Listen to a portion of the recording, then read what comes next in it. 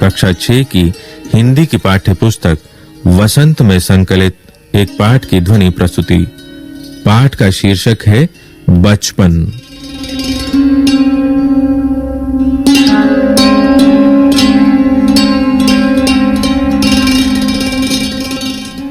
मैं तुम्हें अपने बचपन की ओर ले जाऊंगी। मैं तुमसे कुछ इतनी बड़ी हूं कि तुम्हारी दादी भी हो सकती हूं, तुम्हारी नानी भी, बड़ी बुआ भी, बड़ी मौसी भी। परिवार में मुझे सभी लोग जीजी कहकर ही पुकारते हैं। हाँ, मैं इन दिनों कुछ बड़ा यानी उम्र में सयाना महसूस करने लगी हूं। शायद इसलिए कि पिछली शताब्दी में पैदा हुई थी।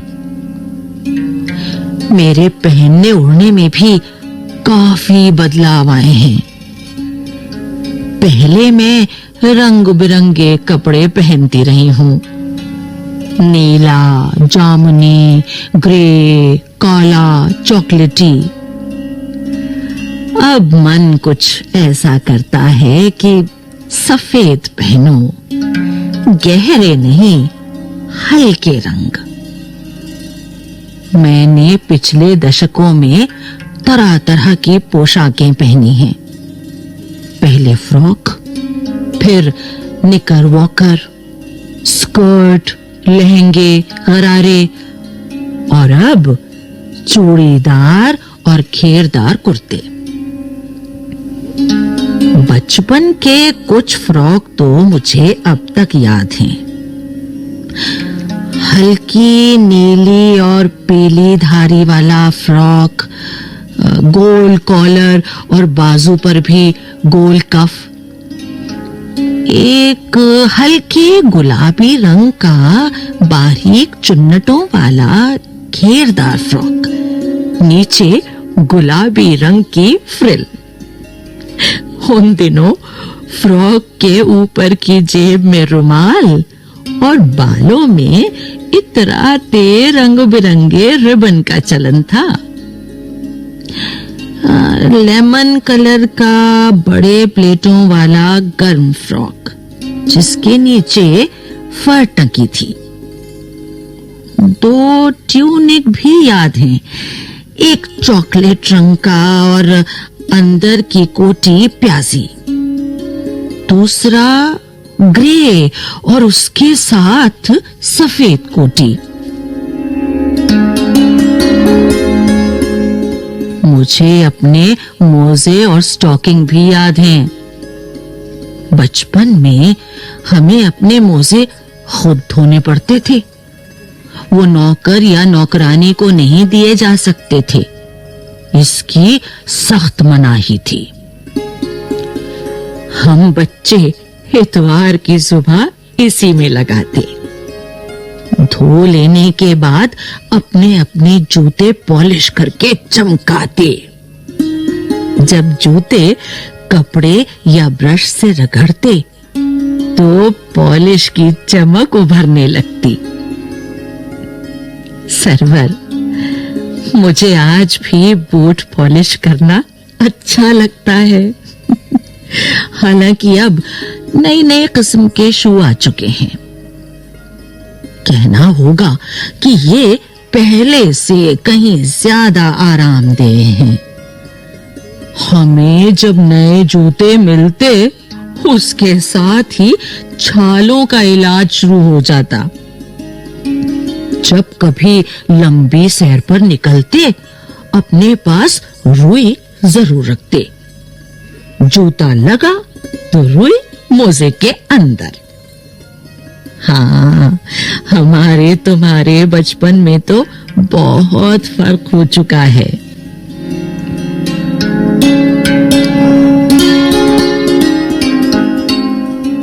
हर शनिचर को हमें ऑलिव ऑयल या कैस्टर ऑयल पीना पड़ता। ये एक मुश्किल काम था। शनिचर को सुबह से ही नाक में इसकी गंध आने लगती। छोटे शीशे के गिलास, जिन पर ठीक खुराक के लिए निशान पड़े रहते। उन्हें देखते ही मितली होने लगती। मुझे आज भी लगता है कि अगर हम न भी पीते वो शनिवारी दवा तो कुछ ज्यादा बिगड़ने वाला नहीं था, सेहत ठीक ही रहती।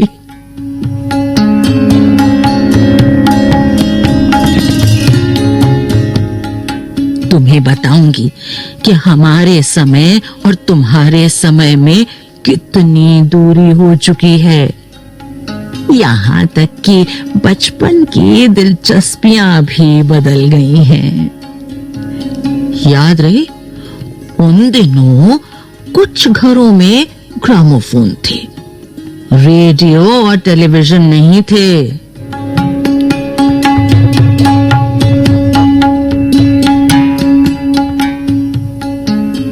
हमारे बचपन की कुल्फी आइसक्रीम हो गई है, कचौड़ी समोसा पैटीज में बदल गया है, शहतूत और फालसे और खसखस के शरबत कोक पेप्सी में। उन दिनों कोक नहीं, लेमनेड, विम्टो मिलती थी। शिमला और नई दिल्ली में बड़े हुए बच्चों को वेंगर्स और डेविको रेस्तरां की चॉकलेट और पेस्ट्री मजा देने वाली होती। हम भाई बहनों की ड्यूटी लगती शिमला मॉल से ब्राउन ब्रेड लाने की।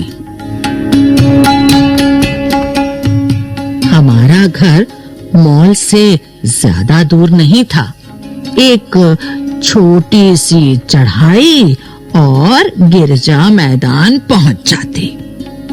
वहां से एक उतराई उतरते और मॉल पर।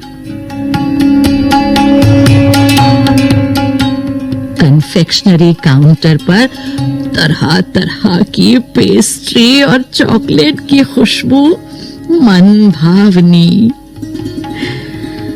हमें हफ्ते में एक बार चॉकलेट खरीदने की छूट थी। सबसे ज्यादा मेरे पास ही चॉकलेट टॉफी का स्टॉक रहता। मैं चॉकलेट लेकर खड़े खड़े कभी ना खाती, घर लौटकर साइड बोर्ड पर रख देती और रात के खाने के बाद बिस्तर में लेटकर मजा ले ले खाती।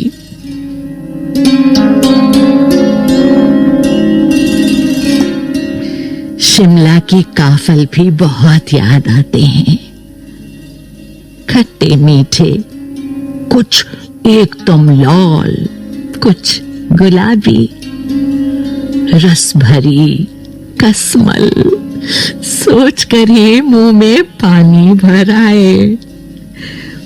चेस्टनट एक और गजब की चीज, आंख पर भूने जाते और फिर छिलके उतारकर मुंह में।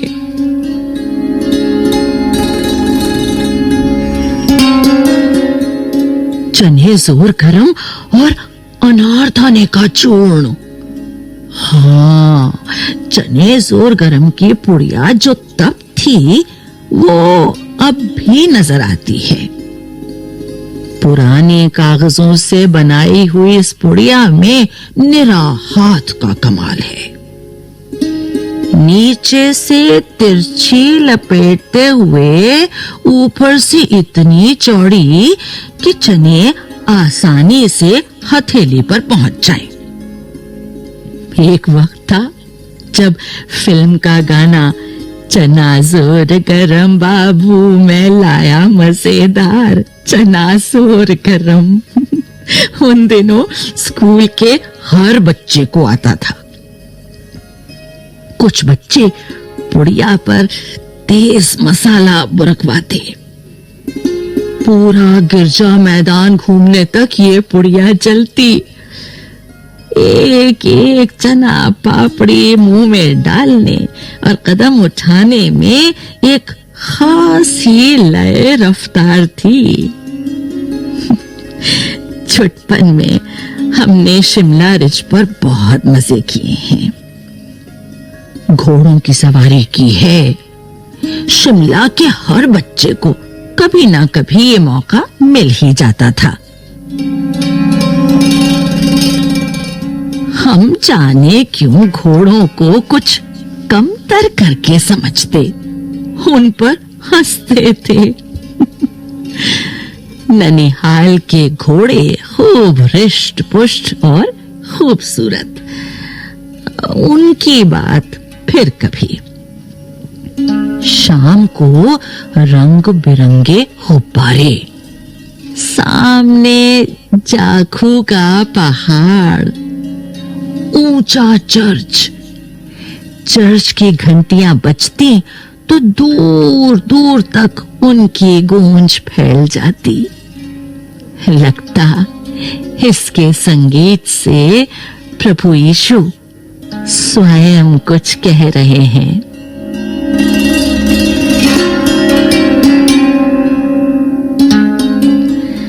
सामने आकाश पर सूर्यास्त हो रहा है। गुलाबी सुनहरी धारियां नीले आसमान पर फैल रही हैं।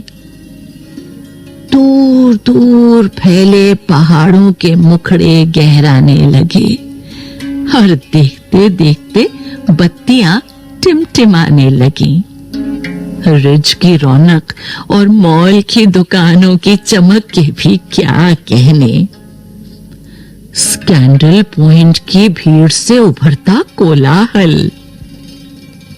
सरवर, स्कैंडल पॉइंट के ठीक सामने उन दिनों एक दुकान हुआ करती थी, जिसके शोरूम में शिमला कालका ट्रेन का मॉडल बना हुआ था।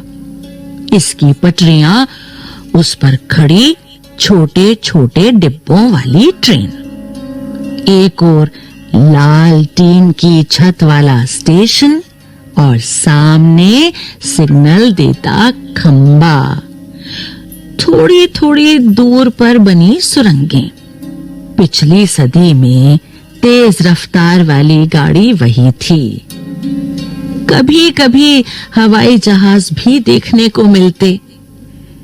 दिल्ली में जब भी उनकी आवाज आती, बच्चे उन्हें देखने बाहर दौड़ते। दिखता एक भारी भरकम पक्षी उड़ा जा रहा है, पंख फैलाकर। ये देखो, और वो गायब। उसकी स्पीड ही इतनी तेज लगती। हाँ, गाड़ी के मॉडल वाली दुकान के साथ एक और ऐसी दुकान थी जो मुझे कभी नहीं भूलती। ये वो दुकान थी जहां मेरा पहला चश्मा बना था। वहां आंखों के डॉक्टर अंग्रेज थे। शुरू शुरू में चश्मा लगाना बड़ा अटपटा लगा। छोटे बड़े मेरे चेहरे की ओर देखते और कहते, आंखों में कुछ तकलीफ है? इस उम्र में ऐनक? दूध पिया करो। मैं डॉक्टर साहब का कहा दोहरा देती। कुछ देर पहनोगी तो ऐनक उतर जाएगी। वैसे डॉक्टर साहब ने पूरा आश्वासन दिया था, लेकिन चश्मा तो अब तक नहीं उतरा। नंबर बस कम ही होता रहा। मैं अपने आप इसकी जिम्मेवार हूं। जब आप दिन की रोशनी को छोड़कर रात में टेबल लैंप के सामने काम करेंगी, तो इसके अलावा और क्या होगा। हाँ, जब पहली बार मैंने चश्मा लगाया तो मेरे एक चचेरे भाई ने मुझे छेड़ा। देखो देखो, कैसी लग रही है। आंख पर चश्मा लगाया ताकि सूझे दूर की। ये नहीं लड़की को मालूम, सूरत बनी लंगूर की। मैं खींची कि मुझ पर यह क्यों दोहराया जा रहा है, पर शेर बुरा ना लगा। जब वो चाय पीकर चले गए तो मैं अपने कमरे में जाकर आईने के सामने खड़ी हो गई। कई बार अपने को देखा, ऐनक उतारी, फिर पहनी, फिर उतारी, देखती रही, सूरत बनी लंगूर की। नहीं, हाँ, मैंने अपने छोटे भाई का टोपा उठाकर सिर पर रखा। कुछ अजीब लगा, अच्छा भी और मजाकिया भी। तब की बात थी। अब तो चेहरे के साथ घुल मिल गया है चश्मा। जब कभी उतरा हुआ होता है तो चेहरा खाली खाली लगने लगता है। याद आ गया वो टोपा, काली फ्रेम का चश्मा और लंगूर की सूरत। हाँ, इन दिनों शिमला में मैं सिर पर टोपी लगाना पसंद करती हूँ। मैंने कई रंगों की जमा कर ली हैं। कहाँ दुपट्टों का ओढ़ना और कहाँ सहज सहल सुभीते वाली हिमाचली टोपियां।